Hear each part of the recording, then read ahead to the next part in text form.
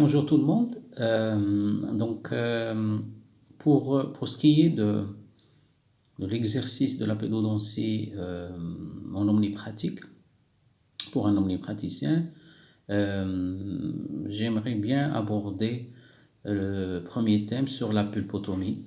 Alors la pulpotomie, il faut dire que c'est un acte qui est très souvent effectué en pédodontie. C'est un acte qui a une très grande importance parce qu'il permet de récupérer des dents, de les conserver presque intactes jusqu'à l'âge du remplacement, donc de l'éruption de la dent de remplacement, ce qui permet d'éviter de futurs problèmes orthodontiques parce que, comme on le sait tous, la dent naturelle, c'est un mainteneur d'espace.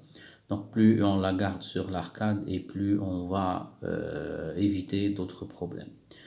Mais avant d'entamer la partie diagnostic et les méthodologies de la pulpotomie, euh, on aimerait bien se poser tous une question sur les échecs de la pulpotomie. Parce que, en général, il faut qu'on se pose tous la question en cas d'échec de n'importe quelle technique pour essayer de comprendre là où ça n'a pas bien marché et pour éviter de refaire la même erreur plus tard. Donc, d'abord, un préalable sur la pulpotomie dans lactéale. D'abord, la première question à poser, c'est l'intérêt de garder cette dent de lait. C'est-à-dire que est-ce que c'est une dent qu'on pourrait reconstituer correctement et est-ce que la reconstitution va durer dans le temps, pourquoi pas jusqu'à le remplacement normal. Donc, on doit prendre en considération surtout le degré de l'hygiène bucco-dentaire de l'enfant, l'indice carieux, également est-ce que c'est un enfant qui a l'habitude c'est-à-dire de prendre des aliments très durs ou trop sucrés, donc d'où bien sûr de vérifier son indice carieux. La deuxième question à se poser au préalable, c'est la fameuse question du degré de la coopération de l'enfant. Est-ce que c'est un enfant facile à aborder à l'état vigile ou avec une petite sédation, ou bien c'est un enfant très difficile et là, bien sûr, se posera toujours la question, est-ce que on garde la dent, c'est-à-dire on essaye de soigner mais dans les meilleures conditions, ou on programme directement l'extraction, surtout si la dent risque de s'infecter par la suite. Bien sûr, il y a des contre-indications d'ordre médical, notamment les cardiopathies avec un risque osclérien, l'immunodépression chronique, les enfants qui devront avoir une radiothérapie de la sphère orale, les enfants avec immunodépression, et bien sûr l'enfant diabétique, mais surtout l'enfant dont le diabète n'est pas équilibré. Une fois que ce préalable est passé, l'important dans une pulpotomie, c'est le diagnostic. Parce que très souvent,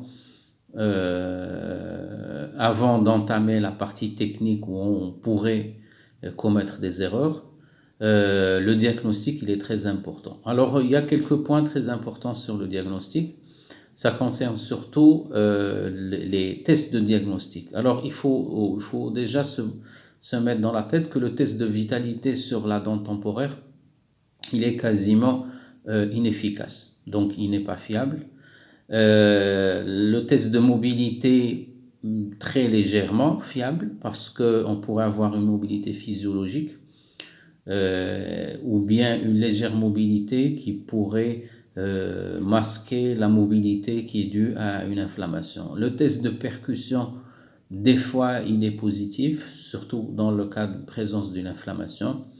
et se poser la question sur la notion de douleur chez l'enfant. Alors les enfants, ils ont du mal, parce que c'est très subjectif de poser la question à un enfant, est-ce que tu as mal? Donc c'est une question à laquelle il a du mal à répondre.